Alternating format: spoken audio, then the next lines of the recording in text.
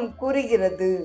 தொடர்ந்து நாம் ஜபத்திற்கான நடைமுறை விதிகள் குறித்து சிந்திப்போம்.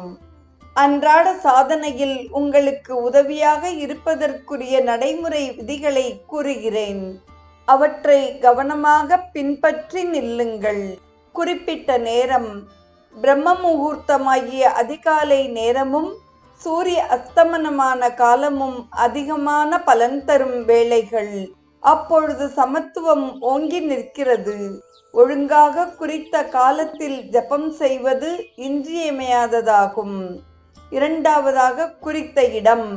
அன்றாடம் ஒரே இடத்தில் இருந்து ஜபம் செய்ய வேண்டும். இடத்தை மாற்றுவது கூடாது.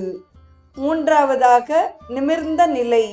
சௌகரியமானதோர் ஆசனம் மனதை ஒருநிலைப்படுத்தி ராஜசத்தை அடக்கி நிறுத்த உதவுகிறது.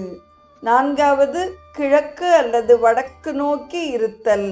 இதனால் ஜபத்தின் பலன் அதிகமாகிறது. ஐந்தாவது, புல் பாயை பயன்படுத்தினால் உடலில் உள்ள மின்சக்தியை காப்பாற்ற உதவி கிடைக்கிறது. ஆறாவது, பிரார்த்தனை செய்தல். உரிய பிரார்த்தனை பாடல்களால் இஷ்ட தேவதையை வேண்டுவதால் உயரிய சாத்வீக பாவம் உருவாகிறது. ஏழாவது, தெளிவான உச்சரிப்பு. மந்திரத்தை தெளிவாகவும் தவறின்றியும் உச்சரித்து ஜபம் செய்யுங்கள். எட்டாவது, விழிப்புத்தன்மை. இது மிகவும் முக்கியமானது. ஜப ஆரம்பத்தில் சுறுசுறுப்பாக இருப்பீர்கள். சற்றே சென்ற பின் மனம் தன்னை அறியாமலேயே சுற்றித் திரியத் தொடங்குகிறது. பின்னர் நித்திரையும் ஆட்சி புரிய தலைப்படும். எனவே எப்பொழுதும் விழிப்புத்தன்மையுடன் இருங்கள்.